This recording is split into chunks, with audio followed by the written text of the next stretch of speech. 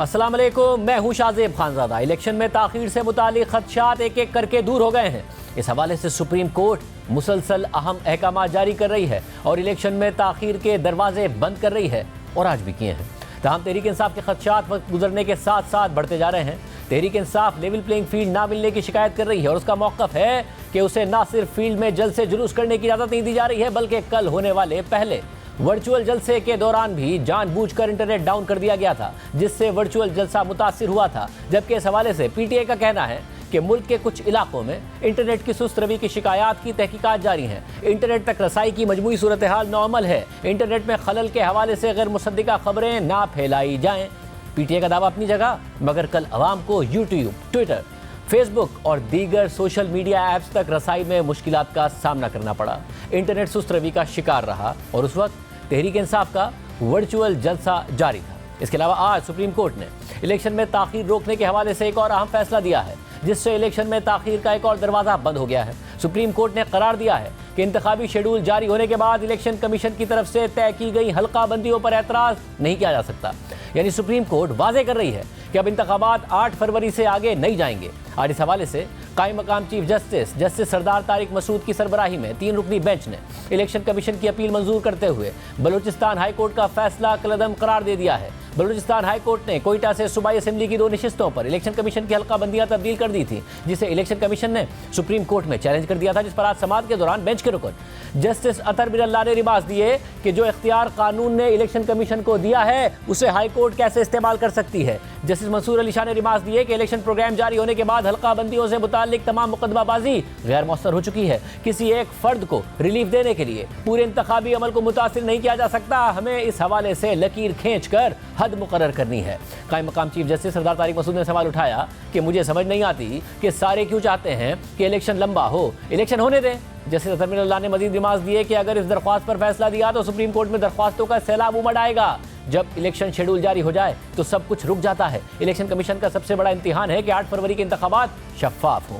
Supreme court के जुमे के फैसले के बाद यह बात तय हो गई है कि 8 फरवरी के इंतखाबात इंतजामिया से लिए गए रिटर्निंग अफसरान की निगरानी में ही होंगे, मगर पीटीआई अब भी ये मुतालबा कर रही है कि रिटर्निंग अफसरान अदलिया से लिए जाए। हालांकि गुज़िश्ता हफ्ते लाहौर हाई कोर्ट ने जब इसी तरह की दरख्वास्त पर पीटीआई के हक में फैसला दिया था और रिटर्निंग अफसरान से मुताल्लिक हुक्म इम्तिनाई जारी कर दिया था, तो इससे इलेक्शन में ताखीर का खदशा पैदा हो गया था और फिर खुद तहरीक इंसाफ पर तनकीद शुरू हो गई थी और तहरीक इंसाफ वजाहतें दे रही थी। मगर आज पेशावर हाई कोर्ट में पीटीआई की एक ऐसी ही दरख्वास्त पर समाअत हुई। समाअत के आगाज़ में ही जस्टिस शकील अहमद ने सवाल उठाया कि सुप्रीम कोर्ट ने इस किस्म के केस में जो जजमेंट दिया है उसके बाद क्या होगा। तो एडवोकेट जनरल ने जवाब दिया कि सुप्रीम कोर्ट के हुक्म के बाद इनका केस ही नहीं बनता। इस पर चीफ जस्टिस इब्राहिम खान ने रिमार्क्स दिए कि हम सुप्रीम कोर्ट के हुक्म के ताबे हैं और उसके खिलाफ नहीं जा सकते। तो पीटीआई के वकील मौज़म भट्ट ने मौक़िफ़ इख्तियार किया कि आरओज़ डीआरओज़ का नोटिफिकेशन सिर्फ खैबर पख्तूनख्वा की हद तक चैलेंज किया है। तो चीफ जस्टिस ने रिमार्क्स दिए कि आपने डीआरओज़ को चैलेंज नहीं किया। ऐसा नहीं हो सकता कि डीआरओज़ डिप्टी कमिश्नर हो और आरओज़ अदलिया से हो। इस पर पीटीआई के वकील ने कहा कि हमने तमाम नोटिफिकेशन चैलेंज किए हैं। इलेक्शन कमीशन के वकील ने मौक़िफ़ इख्तियार किया कि सुप्रीम कोर्ट ने कह दिया है कि डीआरओज़ और आरओज़ की तैनाती इलेक्शन कमीशन का मैंडेट है।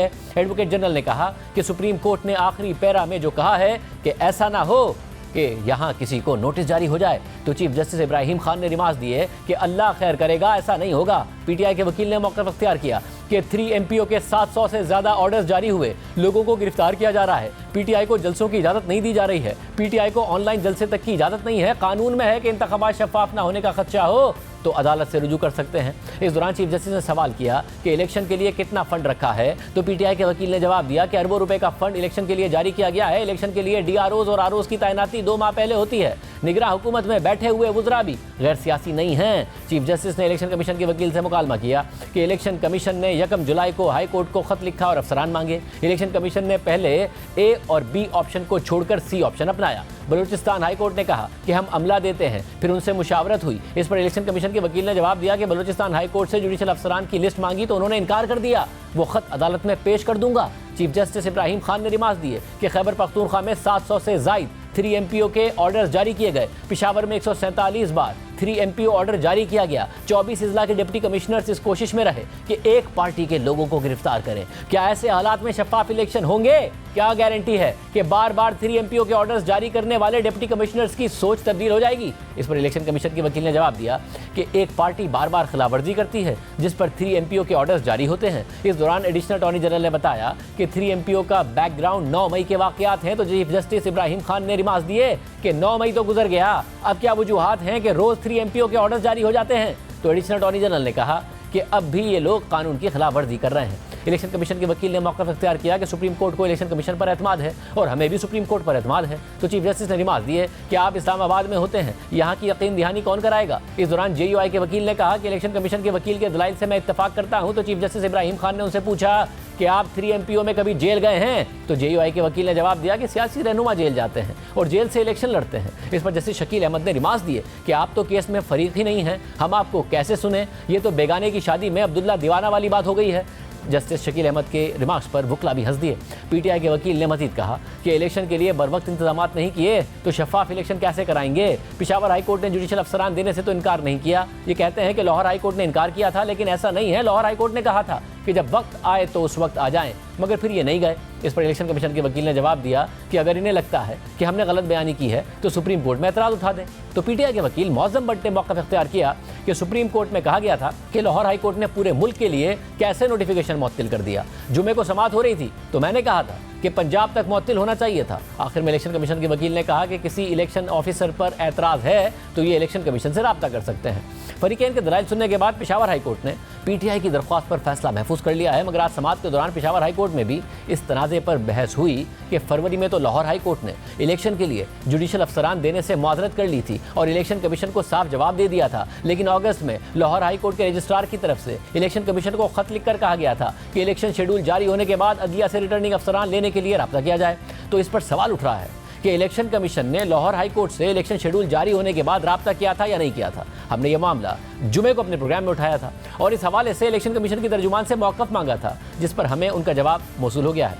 हमने इलेक्शन कमीशन की तर्जुमान से पूछा था कि क्या इलेक्शन कमीशन ने 8 फरवरी 2024 को इलेक्शन की तारीख के ऐलान के बाद जुडिशल अफसरान की रिटर्निंग अफसरान के तौर पर तैनाती के लिए लाहौर हाई कोर्ट या दूसरी हाई कोर्ट से दरख्वास्तें की थी? क्या इलेक्शन कमीशन ने लाहौर हाई कोर्ट के रजिस्ट्रार के इस खत का जवाब दिया था? इलेक्शन कमीशन के तर्जुमान ने हमें जवाब दिया कि रिटर्निंग अफसरान इलेक्शन शेड्यूल से पहले लगाए जाते हैं ताकि वो पब्लिक नोटिस जारी करें और कागजात नामजदगी का इजरा और वसूली कर सकें। लाहौर हाई कोर्ट के 19 अगस्त के मरासले में लिखा गया था कि शेड्यूल जारी होने के बाद आप हमें मरासला लिखें। पहला मरासला 6 फरवरी को लिखा गया था जिस पर मुआज़रत कर ली गई थी। अगर शेड्यूल जारी करने के बाद मरासला लिखा जाता तो रिटर्निंग अफसरान ना तो शेड्यूल के मुताबिक पब्लिक नोटिस जारी कर सकते और ना ही कागजात नामजदगी का इजरा और वसूली हो सकती। इलेक्शन शेड्यूल में हर अहम मरहले के लिए गिनती के चंद मखसूस दिन होते हैं, इसलिए रिटर्निंग अफसरान पहले लगाना ज़रूरी होते हैं। वाज़ेह है कि फरवरी में इलेक्शन कमीशन ने लाहौर हाई कोर्ट से जुडिशल अफसरान की बतौर रिटर्निंग अफसरान तैनाती के लिए दरख्वास्त की थी तो लाहौर हाई कोर्ट ने इलेक्शन कमीशन को इलेक्शन के लिए जुडिशल अफसरान देने से साफ इनकार कर दिया था। लाहौर हाई कोर्ट के रजिस्ट्रार ने जवाब दिया था कि अदलिया का बुनियादी काम इंसाफ देना है, इलेक्शन कराना नहीं, और अगर इलेक्शन ड्यूटी के लिए जुडिशल अफसरान दिए गए तो जुडिशरी का बुनियादी काम मुतासिर हो जाएगा और अवाम के मसाइल हल करने का अदालती निज़ाम मुंजमद पड़ जाएगा। ऐसी सूरत हाल में जुडिशल अफसरान की बतौर रिटर्निंग अफसरान तैनाती से न सिर्फ उन्हें इलेक्शन कराने का मुश्किल काम करना होगा बल्कि अदालती काम भी सर अंजाम देना होगा और इस तरह 2 कश्तियों में सवार होने से उनकी ये दोनों काम एक साथ करने की सलाहियत बुरी तरह मुतासिर हो जाएगी और उसके बुरे नताइज निकलेंगे। और सबसे आखिरी और अहम बात यह है कि माजी में जब भी जिला अदालतों को बतौर रिटर्निंग अफसरान इलेक्शन कराने की आईनी जिम्मेदारी सौंपी गई है तो इससे बहुत नाखुशगवार तजर्बात ने जन्म लिया है, जिससे अपने फ़राइज़ आज़ादी से सर अंजाम देने में उन्हें रुकावटों का सामना करना पड़ा है। और इसी वजह से मुझे chief justice Lahore high court की तरफ से हिदायत की गई है कि आपको ये बता दूं कि अदालत इस पोजीशन में नहीं है कि जुडिशल अफसरान की सर्विस इलेक्शन कमीशन को दी जाए। इस बात पर भारी दिल के साथ अफसोस का इजहार किया जाता है। ये वो जवाब था जो फरवरी में लाहौर हाई कोर्ट ने इलेक्शन कमीशन को दिया था और जुडिशल अफसरान की बतौर आरओज़ और DROs तैनाती से साफ इनकार कर दिया था। बहरहाल सुप्रीम कोर्ट के फैसले के बाद अब ये बहस ही खत्म हो गई है और ये बात तय हो गई है कि 8 फरवरी को ब्यूरोक्रेसी के अफसरान ही रिटर्निंग अफसरान के तौर पर जिम्मेदारियां निभाएंगे। इलेक्शन कमीशन ने शेड्यूल भी जारी कर दिया है और इंतखाबी अमल कल से शुरू भी हो जाएगा। कल रिटर्निंग अफसरान ने पब्लिक नोटिस जारी करना है, जिसके बाद 20, 21 और 22 दिसंबर को उम्मीदवारों ने कागजात नामजदगी जमा कराने हैं। यानी इंतखाबात का वक्त तेजी से करीब आता जा रहा है, लेकिन तहरीक इंसाफ के हवाले से अब भी गैर यकीनी की सूरत हाल बरकरार है। इलेक्शन कमीशन के हुक्म पर PTI ने इंट्रा पार्टी इलेक्शन करा तो दिए और बैरिस्टर गौहर खान बिला मुकाबला चेयरमैन मुंतखब भी हो गए, मगर इस इलेक्शन को PTI के बानी रुकन अकबर एस बाबर समेत कुछ दीगर अफराद ने इलेक्शन कमीशन में चैलेंज कर दिया था, जिस पर समाअत के बाद आज इलेक्शन कमीशन ने फैसला महफूज कर लिया है। मगर पेशावर हाई कोर्ट ने पीटीआई की दरख्वास्त पर इस केस में इलेक्शन कमीशन को फैसला सुनाने से रोका हुआ है और कल इस पर पेशावर हाई कोर्ट में समाअत मुकर्रर है। तहम आज chief election commissioner Sikandar Sultan Raja की सरबराही में 5 रुकनी कमीशन ने इस केस की समाअत की। Chairman PTI barrister Gauhar Khan भी समाअत में मौजूद थे। पीटीआई की तरफ से बैरिस्टर अली जफर ने दलाइल देते हुए कहा कि इंट्रा पार्टी इलेक्शन कराने का तरीकाकार पाकिस्तान के आइन, इलेक्शन एक्ट और इलेक्शन रूल्स में दर्ज नहीं है। इंट्रा पार्टी इलेक्शन कराने का तरीकाकार पीटीआई के आइन में भी दर्ज नहीं है। इंट्रा पार्टी इलेक्शन कराने का मामला पार्टी पर छोड़ा गया है तो इस पर इलेक्शन कमीशन के रुकन ने रिमार्क दिए कि ऐसे खुला नहीं छोड़ा गया है। कहा गया है कि इंट्रा पार्टी इलेक्शन पार्टी आइन के मुताबिक कराए जाएंगे। तो अली जफर ने दलाइल दिए कि पार्टी पर छोड़ दिया गया है कि इंट्रा पार्टी इलेक्शन खुद कराएं। हमारे आइन में सिर्फ ये है कि इलेक्शन खुफिया रायशुमारी से हो। हर जमात के पास ऑप्शन है कि या एड हॉक करें या रूल्स बना लें। इंट्रा पार्टी इलेक्शन में इलेक्शन कमीशन रेगुलेटर नहीं है। Election act intra party election और मेंबरशिप की बात करता है। हर कोई पार्टी मेंबर नहीं होता। वोटर सपोर्टर और मेंबर में फ़र्क होता है। मेंबर वो होता है जो पार्टी में शमूलियत इख्तियार करता है, उसे मेंबरशिप का कार्ड दिया जाता है, मेंबर का नाम रिकॉर्ड में शामिल किया जाता है। कोई कहे कि मैं मेंबर हूँ और मेरी दरख्वास्त सुने तो आप कहते हैं कि आपका मेंबरशिप कार्ड कहाँ है। इलेक्शन कमीशन का अपना फैसला है कि जो पार्टी का कानूनी मेंबर ना हो वो एतराज़ नहीं कर सकता। चीफ इलेक्शन कमिश्नर ने रिमार्क दिए कि आप कहना चाहते हैं कि दरख्वास्त गुजार पार्टी मेंबर नहीं है। तो अली जफर का कहना था कि मेंबर पार्टी की फीस और अतियात देता है, फीस नहीं देगा तो मेंबर नहीं होगा। जमात किसी भी मेंबर को निकाल सकती है। दौरान समाअत अली जफर ने मजीद कहा कि पार्टी के चीफ इलेक्शन कमिश्नर की तैनाती के 6 हफ्ते होते हैं। आपने हुक्म दिया कि 20 दिन में इलेक्शन कराना है, इसलिए तरीकाकार फॉलो नहीं हो सकता। ऐसे में कि अब पार्टी इलेक्शन कमीशन के हुक्म पर अमल ना करे और कहे कि हम इलेक्शन नहीं करा सकते, तो इलेक्शन कमीशन के रुकन ने सवाल उठाया कि आप कह रहे हैं कि इलेक्शन नजरिया ज़रूरत के तहत हुआ। दौरान समाअत अली जफर का कहना था कि इलेक्शन जहां होना था वहां 500 लोग थे और उन्होंने करारदाद मंजूर की कि इलेक्शन बिला मुकाबला हुए। हमारे मेंबर्स तो इलेक्शन कमीशन में नहीं आए कि इलेक्शन दुरुस्त नहीं हुआ। हमारे 8 लाख से ज़ायद वोटर हैं, जिनमें से 6 लाख मकामी और बाकी समंदर पार हैं। हमारे मेंबर्स की तफसीलात इंटरनेट पर मौजूद हैं। तो चीफ इलेक्शन कमिश्नर ने उनसे कहा कि आप तो जल्द से भी इंटरनेट पर रखते हैं। चीफ इलेक्शन कमिश्नर के रिमार्क्स पर इलेक्शन कमीशन में कह के लगे। तो अली जफर ने जवाब दिया कि इसका भी आप कुछ करें। बैरिस्टर अली जफर के दलाइल मुकम्मल हुए तो दरख्वास्त गुजारों के वकला ने जवाब दिए, जिसके बाद समाअत मुकम्मल हो गई और इलेक्शन कमीशन के अरकान ने फैसला महफूज कर लिया। अहम बात यह है कि तहरीक इंसाफ ही की दरख्वास्त पर पेशावर हाई कोर्ट ने इलेक्शन कमीशन को इंट्रा पार्टी इलेक्शन से मुताल्लिक केस का फैसला सुनाने से रोका हुआ है और आज फैसला महफूज हो गया है। मामला इल्तवा का शिकार भी हो सकता है। मगर दूसरी तरफ खुद पीटीआई को यह खदशा है कि 22 दिसंबर तक इलेक्शन कमीशन ने सर्टिफिकेट जारी ना किया तो पीटीआई के उम्मीदवारों को आज़ाद हैसियत में इलेक्शन लड़ना पड़ सकता है। आज की समाअत के बाद chairman PTI barrister Gauhar Ali Khan का कहना था कि इंट्रा पार्टी इलेक्शन करवाने के बावजूद हमें इलेक्शन कमीशन की जानिब से सर्टिफिकेट जारी नहीं किया गया। 22 तारीख कागजात नामजदगी जमा कराने की आखिरी तारीख है। अगर हमें उस वक्त तक सर्टिफिकेट जारी नहीं होता तो बहुत बड़ा रिस्क होगा कि हमारे उम्मीदवारों को आज़ाद उम्मीदवार माना जाएगा, जिससे हॉर्स ट्रेडिंग शुरू होगी। जिस वक्त आपके पास पार्टी हेड की तरफ से एक एफिडेविट आता है कि मैंने इलेक्शन करवाए हैं, आप उनके सर्टिफिकेट इशू करते हैं। 22 तारीख लास्ट डेट है नॉमिनेशन पेपर फाइल करने के। अगर हमारे कैंडिडेट्स अपने नॉमिनेशन फॉर्म पे लिखते हैं कि मैं पीटीआई से बिलोंग करता हूं और तब तक आप हमारे सर्टिफिकेट का इजरा नहीं करते, तो एक बहुत बड़ा रिस्क होगा कि हमारे कैंडिडेट फिर एज इंडिपेंडेंट कैंडिडेट के तौर पे आप मानेंगे, जिससे न सिर्फ मुल्क बल्कि जमहूरियत का नुकसान होगा। एक हॉर्स ट्रेडिंग शुरू होगी। क्योंकि बैरिस्टर अली जफर ने मीडिया से बात करते हुए कहा कि इलेक्शन कमीशन ने कहा कि इंट्रा पार्टी इलेक्शन कराएं, हमने करा दिए। कहा कि 20 दिन में कराएं, हमने 20 दिन में करा दिए। कहा कि अपने 2019 के आइन के तहत कराएं, हमने वो भी करा दिए। फिर भी इलेक्शन कमीशन हमसे सवालात पूछ रहा है। आपने कहा कि इंट्रा पार्टी इलेक्शन कराएं, हमने इंट्रा पार्टी इलेक्शन करा दिए। 20 दिन में कराएं, हमने 20 दिन में करा दिए। आपने कहा अपने 2019 के आइन के मुताबिक कराएं, हमने वो भी करा दिया। लेकिन फिर भी इलेक्शन कमीशन हमसे पूछ रहा है कि जनाब आप उस दिन जिस दिन इलेक्शन हुआ आप खड़े हुए थे कि बैठे हुए थे, आपने पानी पिया, आपने खाना खाया। इस किस्म के सवालात जब आना शुरू हो जाएं तो मुझे मजबूरन पूछना पड़ा इलेक्शन कमीशन से कि क्या आपने ऐसे सवालात बाकी जमातें हैं उनसे भी किए जिन्होंने इंट्रा पार्टी इलेक्शन किए। तो इस वजह पर बात करने के लिए हमने तहरीक इंसाफ के रहनुमाओं को प्रोग्राम में शिरकत की दावत दी, मगर वो नहीं आए। बात करेंगे सीनियर साहब की तज़कियाकार आसमा शराजी साहिबा और मुनीर फारूक साहब हमारे साथ मौजूद हैं। आप दोनों का बहुत शुक्रिया। आसमा शराजी साहिबा, अब जो नज़र आ रहा है, क्योंकि पीटीआई तो लेवल प्लेइंग फील्ड मांग रही है, मगर हमें नज़र आ रहा है कि पहले उन्हें अपने वर्कर्स कन्वेंशन नहीं करने की इजाज़त दी जा रही थी, मुकम्मल क्रैकडाउन हो रहा था। कल उन्होंने वर्चुअल जलसा करने की कोशिश की तो उसमें भी रुकावटें, इंटरनेट की जो स्पीड थी वो हमें नज़र आई, जिस तरीके से ऐप्स हैं उनको वो नहीं चल रही थी। फिर साथ में इलेक्शन उन्होंने करा लिया, मगर अब आज फैसला महफूज हो गया कि बल्ले का निशान पता नहीं मिलेगा नहीं मिलेगा, वो अनसर्टेनिटी बरकरार है। तो पीटीआई तो लेवल प्लेइंग फील्ड मांग रही है, क्या इनको जो फील्ड अवेलेबल है वो भी इलेक्शन से पहले खेत दी जाएगी? इस किस्म का इलेक्शन होने जा रहा है? जी बिल्कुल, अगर इस तरह का इलेक्शन हुआ तो जाहिर है कि इसके बाद भी इंतखाबात के बाद बहुत सारे सवालात जो हैं वो रहेंगे, जिस तरह से हर इंतखाब के बाद रहते रहे हैं और उठाए जाते हैं इस तरह के सवालात। तो इस दफ़ा तो जाहिर है कि पीटीआई के पास बहुत सारी ऐसी शिकायत हैं जिसको एड्रेस करना ज़रूरी है। मसलन आखिरी वक्त तक ये अगर उनके वोटर को पता नहीं होगा कि उनका इंतखाबी निशान क्या है, उनके उम्मीदवार को पता नहीं होगा कि उनका इंतखाबी निशान क्या है, तो वो किस तरह से मैदान के अंदर जो है वो इलेक्शन के लिए जाएंगे। तो ये मारूजी जो मामलात हैं ये तो बहुत ज़्यादा ये अहम है, लेकिन उसके साथ साथ अगर देखा जाए तो ये सारी चीज़ें पहले भी पाकिस्तान की सियासत में होती रही हैं, नहीं होनी चाहिए।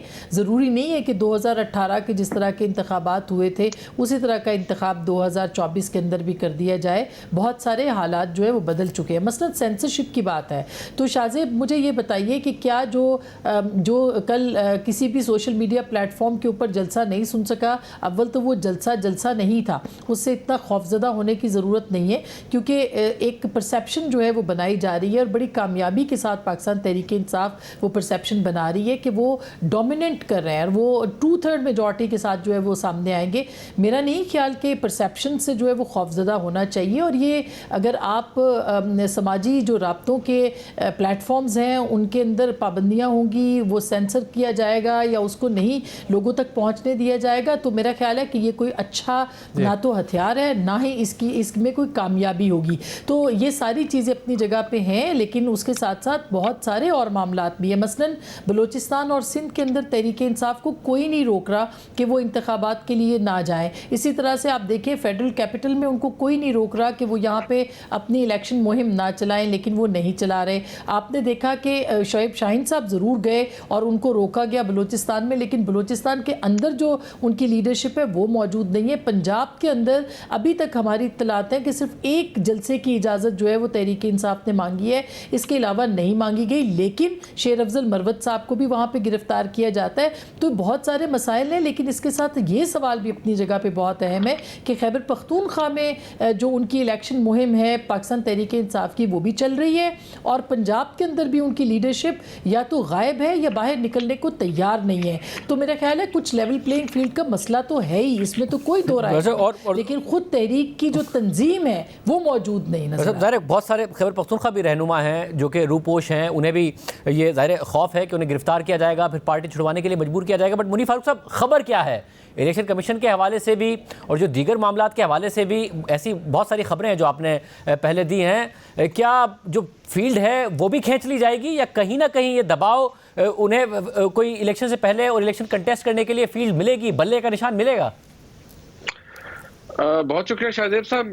बदकिस्मती से जो इंडिकेशंस हैं वो अगर मैं बहुत ही कंजर्वेटिव सा आपके सामने एक पॉइंट ऑफ व्यू रखूं, या अगर मैं ये कहूं कि जो बातें आपको बहसियत काफी आपको भी पता लगती है, आसमा शाही साहबा को पता लगती है, तो एक रेगुलर एक्सरसाइज है कि आप भी उनकी शिफ्टिंग करते हैं कि इसमें किस हद तक रियलिटी है या क्या हो सकता है।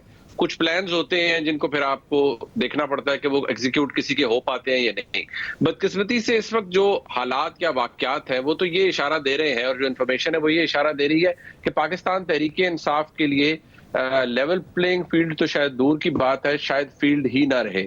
और ऐसी सूरत हाल में जो बैटल ग्राउंड है उसके अंदर फील्ड नहीं रहेगी, और बैटल ग्राउंड किसी भी जमात के लिए पंजाब इसलिए होता है क्योंकि सबसे ज्यादा नशिस्तें यहाँ पर है। जिसने पंजाब के अंदर अपने पंजे गाड़ लिए वो इक़्तिदार के करीब हो जाता है। तो पंजाब ही बैटल ग्राउंड है किसी भी सियासी जमात के लिए। बदकिस्मती से यहाँ पाकिस्तान तहरीक इंसाफ को वो मसाइल आज पेश आ रहे हैं जो कि 2018 में मुस्लिम लीग नून का हिस्सा बन रहे थे। ये जरा मामला ओवर द टॉप इसलिए चला गया है कि इसकी नौयत फर्क हो गई है, और जो सियासी सियासी मामलात, मसाइल और बहुत सारे ऐसे इश्यूज थे जो कि मुस्लिम लीग नून की क़यादत ने किए भी नहीं थे और उन्हें दरपेश भी नहीं थे। वो इमरान खान साहब के सामने भी आ गए और उन्होंने कुछ में बल्कि काफियों में हिस्सा भी डाल दिया। लिहाजा इस वक्त जो खबर है बदकिस्मती से वो तो यही है कि पाकिस्तान तहरीक इंसाफ के लिए कोई अच्छा माहौल नहीं होगा इलेक्शंस के जैसे जैसे आप करीब जाएंगे। जो आपको माइक्रो मैनेजमेंट नजर आ रही है इलेक्शन कमीशन की कंडक्ट के अंदर, उसके अंदर एक सवाल ये जरूर पैदा होता है कि जिन बुनियादी सवालात के जवाबात तहरीक इंसाफ नहीं दे पाई, क्या उनको महज टेक्निकल फ्लॉज समझकर ओवरलुक किया जा सकता है या नहीं किया जा सकता। अगर तो आपने हाइपर टेक्निकलिटीज में जाना है तो फिर तो किसी जमात का इंट्रा पार्टी इलेक्शन जो है वो शायद उस मेयार पर ना उतरे जो कि इलेक्शन कमीशन को मंजूर हो। लेकिन जो हालात आपको नजर आ रहे हैं उससे तो कम से कम ये बात वाज़ेह हो रही है कि पाकिस्तान तहरीक इंसाफ के लिए मसाइल कम नहीं होंगे और शायद बढ़ेंगे भी। और इसकी एक लॉजिकल बात ये भी शायद ज़हन में आती है कि जिस तरीके से तहरीक इंसाफ को इक़्तिदार से वो निकली और जैसे आई थी फिर जैसे निकली, तो किसी ने दोबारा इक़्तिदार में लाने के लिए तो उनको इक़्तिदार से अलहदा नहीं किया था। और आसमा ये बताइएगा कि अब अचानक सरफराज भुट्टी साहब जब रिज़ाइन करते हैं उसके बाद पीपल्स पार्टी ज्वाइन करते हैं, फिर कुद्दूस बिजंजो, कुछ जो शिकायत थी पीपल्स पार्टी की वो क्या कहीं ना कहीं दूर हो रही हैं? जी बिल्कुल, मेरा ख्याल है कि पाकिस्तान के अंदर जो पावर बैलेंस है वो हमेशा से किसी वक्त भी वो डिसबैलेंस हो सकता है। देखा है कि वाकई कुछ नज़र आते हैं, कुछ पहले इलेक्टेबल्स की सियासत जो थी वो पाकिस्तान मुस्लिम लीग नवाज़ के लिए नज़र आई थी, लेकिन फिर पाकिस्तान पीपल्स पार्टी ने भी अपने पत्ते जो है वो खेलने शुरू किए। तो बलूचिस्तान में अभी भी सरप्राइजेज़ और भी मिल सकते हैं, और सिर्फ बलूचिस्तान में नहीं मिल सकते, मुख्तलिफ जगहों पर मिल सकते हैं। लेकिन उसकी एक बड़ी वजह आप ज़रूर पाकिस्तान पीपल्स पार्टी को थोड़ा क्रेडिट दीजिए कि वो मैदान में निकले हैं, मैदान उन्होंने खाली नहीं छोड़ा, वो गैप उन्होंने जो है वो फिल करने की कोशिश की है किसी हद तक, जो कि तहरीक इंसाफ की एब्सेंस में क्रिएट हुआ था। दूसरी तरफ अगर आप पाकिस्तान मुस्लिम लीग नवाज़ को देखें, उनके लिए बहुत सारे वादे वईद पूरे करने नामुमकिन हो रहा है, मुश्किल हो रहा है। फिर वो फील्ड के अंदर नहीं निकले, फिर वो तकिया शायद बहुत ज़्यादा कर रहे हैं बहुत सारी चीज़ों के ऊपर, और खुल के खेलने के लिए उनको मैदान जो दस्तयाब है इस वक्त उसका भी पूरी तरह से फ़ायदा नहीं उठा रहे। अब किसी ना किसी को तो वो वैक्यूम जो क्रिएट हुआ है उसको फिल करना था। पाकिस्तान पीपल्स पार्टी ने खैबर पख्तूनख्वा में भी और बलूचिस्तान के अंदर भी अपनी जो एफ़र्ट्स हैं वो उन्होंने दिखाई हैं, और वो नज़र आते हैं फील्ड के अंदर, लोगों से मिल रहे हैं, जोड़ तोड़ कर रहे हैं और अपनी फ़िज़ा बना रहे हैं। दूसरी तरफ जाहिर है कि जो पावर कॉरिडोर्स हैं वो भी इस चीज़ को देखेंगे, वो भी पूरी तरह से किसी एक पार्टी के साथ ना तो खुद को वाबस्ता कर सकते हैं, ना वो करना चाहते हैं, ना ही शायद कोई इस तरह का इंप्रेशन देना चाहें वो इंतखाबात में कि वो किसी एक पार्टी की सपोर्ट कर रहे हैं। तो पाकिस्तान पीपल्स पार्टी और पाकिस्तान मुस्लिम लीग नून एक और न्यूट्रल के दरमियान में है इस वक्त कि वो किस तरह से अपनी गेम को आगे लेके जाएंगे। और पाकिस्तान मुस्लिम लीग नवाज़ ने बहुत सा वक्त जो है उस सिलसिले में ज़ाया किया। हो सकता है कि आने वाले दिनों में वो एक भरपूर मुहिम चलाएं, लेकिन जिस तरह से बलूचिस्तान के अंदर उनको मुहिम चलानी थी, जिस तरह से सिंध में चलानी थी, जिस तरह से खैबर पख्तूनख्वा में चलानी थी और पंजाब में चलानी थी, वो हमें 21 अक्टूबर को जो नवाज शरीफ साहब की वापसी हुई उसके बाद से वो नज़र नहीं है। ये बड़ी अहम बात है। क्या मुनीब ऐसा है कि जब से नवाज शरीफ साहब वापस आए उसके बाद एक जो मोमेंटम बना था, उनकी तकरीर के हवाले से बड़े पॉजिटिव रिव्यूज़ भी आए थे, उस पर बिल्ड नहीं किया। खुद मरियम नवाज साहिबा भी कोई ऐसी एक्टिव नहीं, ना सोशल मीडिया पर, ना वैसे ना नवाज शरीफ साहब। क्या एक सुकून है उन्हें कि उन्हें क्योंकि तहरीक इंसाफ फील्ड में नहीं होगी तो उन्हें फ्री रन मिल जाएगा, या कोई और वजह है? देखिए, जो शाहजेब साहब असेसमेंट होती है आपकी, किसी की, आपकी या मेरी या आसमा शराजी साहबा की, मेरी असेसमेंट पर्सनल तो ये है कि मुस्लिम लीग नून को मियां नवाज शरीफ साहब की वापस तशरीफ आवरी से पहले ही एक मसला था, और शायद इसका एहसास मियां नवाज शरीफ साहब को भी था कि पाकिस्तान के अंदर वापस जाकर क्या बयानियां बनाना है, वोटर को क्या देना है। अगर मैं इसको बहुत सादा अल्फाज में कहूँ कि वोटर को क्या बेचना है, ख्वाब बेचने हैं, माजी के मसाइल बेचने हैं। जो मियां नवाज शरीफ साहब के साथ हुआ, मियां नवाज शरीफ साहब क्योंकि उनके साथ बहुत जुल्म हुआ, उनके साथ बड़ी ज्यादती हुई, तो जहनी तौर पर तो अभी तक मियां नवाज शरीफ साहब 2017 में ही हैं। उनको इस बात का गम है कि उनके साथ जो कुछ हुआ और जिस तरह उन्हें इक़्तिदार से निकाला गया। अब एक प्रॉब्लम ये है कि पाकिस्तान के ज़मीनी हकायक ऐसे हैं कि बहुत कुछ बदल चुका है, और मैं आपको ये बात बड़े कॉन्फिडेंस से इसलिए कह सकता हूं कि मुस्लिम लीग नून के अंदर ये सोच पाई जाती है और ये असेसमेंट पाई जाती है कि तहरीक इंसाफ अगर किसी जगह पर मुस्लिम लीग नून से पीछे नहीं है, अगर आगे नहीं है तो फिर पीछे भी नहीं है। और जो देहाती हलके हैं उनमें भी बहुत सी जगह पर मुस्लिम लीग नून को ये कंसर्न है। जैसे पहले होता था कि मुस्लिम लीग नून बहुत ज्यादा वेल एंट्रेंच्ड थी। 2018 के इंतखाबात के बाद भी जहां पर भी बाई इलेक्शन हुआ 80-90% बाई इलेक्शन मुस्लिम लीग नून ने तमाम तर हुकूमती मशीनरी अपने खिलाफ होने के बावजूद जीते। आज वो हालात यकसर मुख्तलिफ है। इस बात का एहसास मियाँ शहबाज शरीफ साहब को है, मेरे ख्याल में मरीम नवाज शरीफ साहिबा को भी है। मियाँ साहब के बारे में मैं इस तरह कहूंगा कि जैसे शायद he is coming to terms with it, और शायद उनको एहसास हो रहा है विद एवरी पासिंग डे कि it's not the same Punjab और it's not the same Pakistan which he left quite a while अगो। बहुत शुक्रिया तज़िया नज़ीर, आपने सुना एक और आम खबर, उस पर बात करेंगे एक ब्रेक के बाद। अमेरिका के अफगानिस्तान से इनखला और तालिबान की हुकूमत आने के बाद मुल्क में दहशतगर्दी के वाक़यात में मुसलसल इजाफा हो रहा है। पाकिस्तान तालिबान की अफगान हुकूमत से मुसलसल ये कहता आया है कि वो कलअदम तहरीक तालिबान पाकिस्तान को अपनी सरजमीन इस्तेमाल ना करने दें और इन दहशतगर्दों को पाकिस्तान के हवाले कर दें। पाकिस्तान मुसलसल इस हवाले से अफगान हुकूमत को वार्निंग भी देता रहा है, लेकिन अफगान हुकूमत के अदम ताउन के बाद पाकिस्तान ने फैसला कुन इक़दाम का ऐलान किया, जिसके बाद अब अबूरी अफगान हुकूमत ने खुद अफगानिस्तान और पाकिस्तान के दरमियान कशीदगी कम करने और सालिसी का किरदार अदा करने के लिए मौलाना फजल रहमान से रब्ता कर लिया है। गुज़िश्ता हफ्ते डेरा इस्माइल खान में दहशतगर्दों के सिक्योरिटी पोस्ट पर खुदकुश हमले के बाद पाकिस्तान की जानिब से मुमकिन सरहद पार ऑपरेशन की खबरें सामने आई।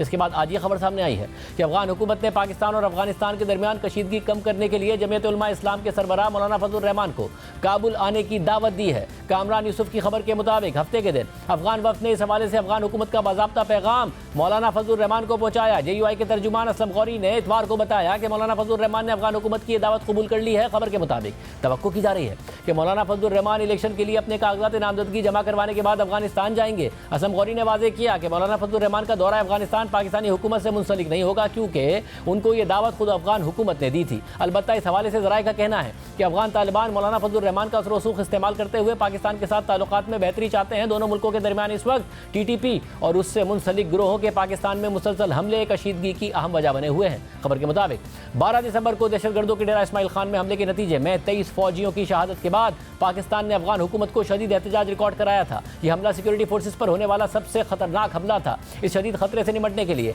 पाकिस्तान अफगानिस्तान में सरहद पार फिजाई हमलों पर गौर कर रहा है। इस सूरत हाल में अफगान तालिबान की जानिब से मौलाना फजल रहमान को भेजा जाने वाला दावतनामा सूरत हाल को मजीद कशीदा होने से रोकने की एक कोशिश नजर आती है। खबर के मुताबिक अफगान अबूरी हुकूमत में शामिल अफराद समेत कई अफगान तालिबान ने JUI के ज़ेर निगरानी मदरसों से तालीम हासिल की है। कुछ तज्ज़ियाकारों की राय है कि पाकिस्तान JUI के असर रसूख का फ़ायदा उठाते हुए TTP के मामले पर भी बात कर सकता है। अलबत्ता पार्टी ज़राए का कहना है कि मौलाना फजल रहमान के दौरा अफगानिस्तान के दौरान उनकी TTP के रहनुमाओं से मुलाकात शेड्यूल नहीं है। इससे पहले अफगानिस्तान में अमन मुआहदे के लिए जारी मुज़ाकरात के दौरान भी मौलाना फजल रहमान अफगान तालिबान से मुज़ाकरात के लिए कतर गए थे। पाकिस्तान के अफगानिस्तान पर बढ़ते दबाव के बाद अब अबूरी अफगान हुकूमत भी हरकत में आ गई है। अफगान हुकूमत का दावा है कि उन्होंने TTP के कई दहशतगर्दों को पकड़ा है। तर्जुमान अफगान वज़ारत दाखिला ने अफगान मीडिया से बात करते हुए कहा है कि गुज़िश्ता एक साल में तहरीक तालिबान पाकिस्तान के 35 से 40 अरकान अफगानिस्तान से पकड़े गए हैं। दाइश के अरकान भी बड़ी तादाद में गिरफ्तार किए गए हैं। तर्जुमान के मुताबिक पड़ोसी ममालिक से अच्छे ताल्लुकात के ख्वाह हैं। अफगान सरजमीन किसी भी मुल्क बशमूल पड़ोसी ममालिक के खिलाफ इस्तेमाल होने की इजाज़त नहीं देंगे। आज अफगानिस्तान में कोई ग्रुप फाल नहीं है। पाकिस्तान की जानिब से अफगान हुकूमत के इस बयान पर अभी तक कोई रद्दअमल सामने नहीं आया है। पाकिस्तान का शुरू से यह मौक़िफ़ रहा है कि अफगान हुकूमत तहरीक तालिबान पाकिस्तान के खिलाफ इक़दाम करे और उन्हें पाकिस्तान के हवाले करे, लेकिन इन हवाले से अभी तक कोई खबर सामने नहीं आई है कि आया तहरीक तालिबान पाकिस्तान के दहशतगर्द पाकिस्तान के हवाले किए जाएंगे या नहीं किए जाएंगे। मुल्क में दहशतगर्दी के वाक़यात को कंट्रोल करने के लिए पाकिस्तान पहले अफगान हुकूमत से मुज़ाकरात करता रहा, लेकिन जब मुज़ाकरात से हल नहीं निकला तो निगरान हुकूमत ने कुछ माह पहले गैर कानूनी तौर पर मुकीम अफगान महाजरीन को मुल्क बदर करने का फैसला कर लिया। इस फैसले पर अफगान हुकूमत की जानिब से भी तनकीद की गई, लेकिन पाकिस्तान अपने मौक़िफ़ पर कायम रहा। जबकि कल इस हवाले से निगरान वज़ीर आज़म अनवारुल हक काकड़ ने बरतानवी अखबार दी टेलीग्राफ में एक आर्टिकल लिखा है और आर्टिकल के मुताबिक अगस्त 2021 से कम अज़ 16 अफगान शहरियों ने पाकिस्तान के अंदर खुद कुछ हमले किए हैं, जबकि 65 दहशतगर्द ज़्यादातर सरहदी इलाकों में सिक्योरिटी फोर्सेस के साथ मुकाबलों में मारे गए, जिनकी शनाख्त अफगान बाशिंदों के तौर पर की गई। कोई भी जिम्मेदार हुकूमत ऐसे खदशात को नज़रअंदाज नहीं कर सकती। जब भी हमने ये बात अबूरी अफगान हुकूमत के सामने उठाई तो उन्होंने हमें अपने ही अंदर की तरफ देखने का मशवरा दिया और हमने आखिरकार अपने घर को तरतीब देने के लिए उनके मशवरे पर अमल करने का फैसला किया। हमारी अफगान बाशिंदों की वतन वापसी के प्रोग्राम पर उनकी जानिब से भी तनकीद की गई, जो इस पेचीदा मसले की तारीख नहीं जानते या इस जबरी वतन वापसी से बचने के लिए किए गए मिसाली इक़दाम को नहीं जानते। आर्टिकल के मुताबिक अगस्त 2021 में अफगानिस्तान से मगरबी इत्तेहादियों के अचानक इनखिला ने पाकिस्तान में मुहाजिरीन की एक नई आमद को जन्म दिया। लाखों अफगान शहरी ये कहकर सरहद पार आए कि उनकी जान को खतरा है। हम ये तस्लीम करते हुए कि उनमें से कुछ अफराद को तहफ़्फ़ुज़ की खुसूसी ज़रूरत है, उनकी बहबूद को बहुत संजीदगी से लेते हैं, लेकिन बदकिस्मती से अफगानिस्तान से नए आने वाले अफगान बाशिंदों में से सिर्फ 59,033 पाकिस्तान से बाहर आबाद हुए हैं, जबकि 42,068 मगरिब में पनाह के मुंतज़िर हैं। बाकी अफराद सियासी पनाह लेने में नाकाम रहे और गैर कानूनी तौर पर पाकिस्तान में क़याम पजीर हैं। आर्टिकल के मुताबिक हम इतनी बड़ी तादाद में गैर दस्तावेजी अफराद को जगह देकर अपनी कौमी सलामती से समझौता जारी नहीं रख सकते। हमारा हतमी मकसद एक महफूज, पुरअमन और खुशहाल पाकिस्तान की तामीर है। पूरी सूरत पर बात करेंगे। खुद कामरान यूसुफ साहब हमारे साथ मौजूद। कामरान साहब, बहुत शुक्रिया। आपकी जो खबर है वो भी हमने आवाम के सामने रखी है। पहले पाकिस्तान कुछ भी कह रहा था तो अफगानी हुकूमत की तरफ से एक दो टोक जवाब आता था और ये कहते थे अपने अंदर की तरफ देखें, अपना हाउस इन ऑर्डर खुद करे पाकिस्तान, ये सारी बातें की जाती थी। अब क्या फाइनली कोई दबाव पड़ा है या कोई बीच में पड़ा है जिसने कुछ मामला बेहतर करने की कोशिश की है? आई थिंक अफगान तालिबान की हुकूमत के ऊपर इस वक्त शदीद दबाव है। उसकी वजह यह है कि 26 नवंबर को जब बनू में एक दहशतगर्दी का वाक़या हुआ, उसके नतीजे में गालिबन 4 पाकिस्तानी सिक्योरिटी एहलकार शहीद हुए और मेरे ज़राए के मुताबिक उस वक्त पाकिस्तान ने बाकायदा तौर पर डिप्लोमेटिक चैनल्स के ज़रिए एक वाज़े पैगाम अफगान तालिबान की हुकूमत को भिजवाया कि अगर इसके बाद कोई दहशतगर्दी का वाक़या पाकिस्तान में हुआ और उसके ताने बाने अफ़गानिस्तान या अफ़गानिस्तान में जो दहशतगर्दों के ठिकाने हैं उनके साथ मिले तो दैन अफ़गानिस्तान को उसके कॉन्सिक्वेंसेस बर्दाश्त करना पड़ेंगे। जो 12 दिसंबर को इंसिडेंट हुआ डेरा इस्माइल खान में, जिसमें 23 पाकिस्तानी जवान जो हैं वो शहीद हुए, पाकिस्तानी जो अथॉरिटीज़ हैं उसको एक सीरियस एस्केलेशन समझते हैं और इस वाक़े के बाद और जो दहशतगर्दी के वाक़यात में इजाफा हुआ, अफ़गान तालिबान की हुकूमत में ये खदशा पाया जाता है कि शायद पाकिस्तान इस दफ़ा इस दहशतगर्दी के वाक़े को अननोटिस नहीं जाने देगा और ऐन मुमकिन है कि शायद सरहद पार कोई इस तरह का पाकिस्तान इकदाम कर सकता है या दहशतगर्दी के ठिकानों को निशाना बना सकता है। तो इसको भांपते हुए लगता ये है कि जो अफ़गान तालिबान हैं वो अपने ऊपर जो दबाव आ रहा है उसको कम करना चाहते हैं और इस वजह से जो 2 अहम डेवलपमेंट्स हुई, जिसमें एक पहली मरतबा अफ़गान तालिबान की हुकूमत का बाकायदा तौर पर पब्लिकली ये दावा करना कि उन्होंने 35 से 40 जो TTP के लोग हैं उनको गिरफ्तार किया है और दूसरा फिर मौलाना फजलुर रहमान को दावत देना कि वो अफ़गानिस्तान तशरीफ़ लाएँ और इस सिलसिले में जो अफ़गान तालिबान हुकूमत के तर्जुमान हैं, आज ही उनका एक बयान सामने आया जिसमें वो ये कह रहे हैं कि इस दौरे का बुनियादी मकसद ये है कि वो मौलाना फजलुर रहमान को और पाकिस्तान को ये बताना चाहते हैं कि जो एक बेबुनियाद प्रोपेगेंडा किया जाता है कि जैसे अफ़गान तालिबान TTP की पुष्ट बनाई कर रहे हैं, इसमें हकीकत नहीं है। तो लगता ये है कि जो पाकिस्तान के हालिया इक़दामात हैं या जो वार्निंग है वो किसी हद तक कुछ काम करती नज़र आ रही है और अफ़गान तालिबान शदीद दबाव में है और उस दबाव को कम करने के लिए ये हालिया डेवलपमेंट्स हुई। क्या सिर्फ ऑप्टिक्स की हद तक है कि जी हमने इतने TTP के लोग गिरफ्तार कर लिए, फिर मौलाना फजलुर रहमान क्योंकि किरदार अदा कर पाएंगे? मौलाना साहब पर खुद माजी में बड़े हमले हुए, इस वक्त भी जो थ्रेट अलर्ट है वो जो साबिक वज़ीर दाखिला है, बिनिगरा वज़ीर दाखिला सरफराज बुख्ती, उन्होंने मौलाना साहब के हवाले से बताया था। देखें, ये आई थिंक कहना कबल अज़ वक्त है क्योंकि मौलाना फजलुर रहमान जो है वो पहले कोई मजहबी रहनुमा नहीं है जो पाकिस्तान और अफ़गानिस्तान के दरमियान या अफ़गान तालिबान के दरमियान एक पुल का किरदार अदा करने की कोशिश कर रहे हैं। दो कि उनका जो अफ़गान तालिबान है या मौलाना फजलुर रहमान है या उनकी जमात है वो एक ही मकतबा फ़िक्र से ताल्लुक़ रखती है। इससे पहले अगर आपको याद हो तो मुफ्ती तकी उस्मानी, और जो मेरा मानना है कि अफ़गान तालिबान अगर पाकिस्तान में किसी रिलीजियस स्कॉलर की ज़्यादा रिस्पेक्ट करते हैं तो वो मुफ्ती तकी उस्मानी है। इवन वो जो पाकिस्तान की कोशिश थी कि पाकिस्तान के जो रिलीजियस क्लैरिक्स हैं उनके ज़रिए अफ़गान तालिबान को ये बावर कराया जाए कि वो TTP को रोकें, वो कोशिश पाकिस्तान की कामयाब नहीं हुई थी। तो जो लोग अफ़गानिस्तान के मामले को बड़ा क्लोजली देखते हैं उनका ख्याल है कि शायद जो मौलाना फजलुर रहमान है उनके विज़िट के ज़रिए कुछ पैगाम रसानी तो हो सकती है लेकिन कोई बहुत बड़ा डिफरेंस नहीं पड़ने वाला। और सबसे इंपॉर्टेंट बात, आई थिंक पाकिस्तान ने बड़ा एक क्लियर बेंचमार्क रखा है कि कैसे पाकिस्तान यकीन करेगा कि TTP के खिलाफ कार्रवाई करने में अफ़गान तालिबान संजीदा है। उसके लिए पाकिस्तान ने सबसे पहले ये शर्त रखी है कि क्रॉस बॉर्डर टेररिस्ट अटैक्स में कितनी कमी वाक़ होती है और इवेंचुअली वो जो हमले हमले हैं वो ख़त्म हो जाने चाहिए। सिर्फ ऐसी ही सूरत में पाकिस्तान एतबार करेगा अफ़गान तालिबान के ऊपर। तो बेशक अफ़गान तालिबान की ये कोशिश ज़रूर है, लेकिन जो करंट स्टेट ऑफ रिलेशनशिप है बिटवीन पाकिस्तान एंड अफ़गानिस्तान, शायद इस एक दौरे से या एक आध बयान से जो अफ़गान तालिबान हुकूमत की तरफ से सामने आया है, मामलात इतनी जल्दी सुलझेंगे नहीं। बहुत शुक्रिया। कामरान यूसुफ तफसीलात बता रहे थे। एक ब्रेक, उसके बाद एक और आपको आपके सामने रखेंगे। आज इस्लामाबाद की डिस्ट्रिक्ट एंड सेशन अदालत में जज कुदरतुल्लाह ने इमरान खान और बुशरा बीबी के खिलाफ मुबैना गैर शरई निकाह केस की समाअत की, जिसमें अदालत ने इमरान खान और उनकी अहलिया बुशरा बीबी का ओपन ट्रायल जेल समेत किसी भी महफूज मकाम पर करने का हुक्म जारी कर दिया है और अब इस हवाले से हतमी फैसला वफाकी हुकूमत करेगी।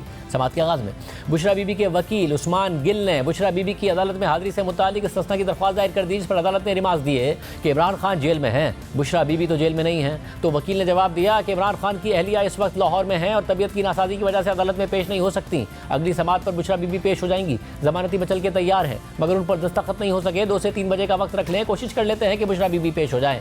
जिस पर जज ने रिमार्क दिए कि बुशरा बीबी वाकई में बीमार हैं तो इस्तिस्ना की दरख्वास्त के साथ मेडिकल रिपोर्ट लगा दें। जेल से इमरान खान को अदालत में पेश करने के हवाले से रिपोर्ट आ जाए तो देख लेते हैं। जिस पर बुशरा बीबी के वकील ने जवाब दिया कि रिपोर्ट जो आनी है वो आपको भी पता है, हमें भी पता है। जिस पर जज ने रिमार्क देते हुए कहा कि मुझे नहीं पता, आप बता दें कि क्या रिपोर्ट आनी है। कोशिश करें कि अदालत में सिर्फ इसी केस से मुताल्लिक बात करें। तो इस मौके पर बुशरा बीबी के वकील ने जवाब दिया कि हमें लाहौर से आना होता है, तारीख लंबी दे दिया करें। जिस पर जज ने रिमार्क देते हुए कहा कि कुछ अरसे तक इस्लामाबाद में किराए पर घर ले लें। इस दौरान बुशरा बीबी के वकील ने अदालत से इस्तदा की कि छुट्टियों के बाद समाअत रख लें, जिस पर जज ने कहा कि छुट्टियों से पहले एक समाअत रखेंगे। जिसके बाद अदालत ने इमरान खान के प्रोडक्शन ऑर्डर से मुतालिक सुप्रिंटेंडेंट अडियाला जेल की रिपोर्ट जमा कराने के लिए समाअत में वक्फा कर दिया और वक्फे के बाद जेल सुप्रिंटेंडेंट की तरफ से अदालत में रिपोर्ट पेश की गई, जिसमें इमरान खान को अदालत में पेश करने से माजरत कर ली गई और रिपोर्ट में मौक़िफ़ अख्तियार किया गया कि सिक्योरिटी थ्रेट की वजह से इमरान खान को अदालत में पेश नहीं कर सकते। रिपोर्ट मौसूल होने के बाद अदालत ने केस की समाअत 22 दिसंबर तक मुलतवी कर दी और आज की समाअत से मुताल्लिक तहरीरी हुक्मनामा जारी करते हुए लिखा कि सुप्रिंटेंडेंट अडियाला जेल की तरफ से IG के दफ्तर से मौसूल होने वाली इंटेलिजेंस मालूमात की बुनियाद पर एक रिपोर्ट जमा करवाई गई है और कहा गया है कि सिक्योरिटी वजूहात की वजह से इमरान खान को पेश करना नामुमकिन है। अदालत ने अपने हुक्मनामे में मज़ीद लिखा कि इमरान खान साबिक वज़ीर आज़म है, इसलिए यह अदालत उनको ज़बरदस्ती पेश करने का कहकर उनके साथ साथ दीगर दरख्वास्त गुजारों की जान को भी खतरे में डाल सकती है, जो मुख्तलिफ अदालतों में अपने मुकदमात की समाअत के लिए हाजिर होते हैं। ज़िली अदालतों के इहाते में सिक्योरिटी की सूरत हाल इंतहाई खतरनाक हो सकती है और शरपसंदों की तरफ से किसी भी मुहिम जुई के लिए पूरे कॉम्प्लेक्स को खतरे में डाल सकती है। हुक्मनामे के मुताबिक अदालत महसूस करती है कि इमरान खान और बुशरा बीबी के खिलाफ मुकदमे का ट्रायल महफूज मकाम पर किया जाना चाहिए। इस हवाले से वफाकी हुकूमत अडियाला जेल समेत किसी भी महफूज मकाम को ट्रायल के लिए मुख्तस करने का फैसला कर सकती है। बुशरा बीबी का ट्रायल इमरान खान के ट्रायल से अलग नहीं चलाया जा सकता, लिहाजा उनका ट्रायल भी जेल के अहाते में होगा और ये वफाकी हुकूमत की मंजूरी से मशरूत होगा। अदालत ये वाज़ेह करती है कि वफाकी हुकूमत की मंजूरी और जेल हुकाम की रजामंदी से फरीक़ैन का ट्रायल ओपन ट्रायल होगा। ओपन ट्रायल में फरीक़ैन के वकला और ख़ानदान के अफराद समेत हर उस शहरी को शिरकत करने की इजाज़त होगी जो इस कार्रवाई में शिरकत करना चाहता है, लेकिन जेल रूल्स के मुताबिक उन्हें शिरकत से पहले इजाज़त लेना होगी। बुशरा बीबी के वकील ने बीमारी की वजह से आज उनकी हाजिरी से इस्तिस्ना की दरख्वास्त दायर की। अलबत्ता इस हवाले से कोई मेडिकल रिपोर्ट पेश नहीं की गई, लेकिन इंसाफ के मफाद में उन्हें आज हाजिरी से इस्तिस्ना दिया जाता है। लेकिन वकील को हिदायत की गई है कि आइंदा समाअत में अगर ठोस और कानूनी वजूहात पेश नहीं की जाएंगी तो हाजिरी से इस्तिस्ना की दरख्वास्त कबूल नहीं की जाएगी, जिसके बाद अदालत ने इस केस की समाअत 22 दिसंबर तक मुलतवी कर दी। आज के प्रोग्राम में इतना ही। अल्लाह हाफ़िज़।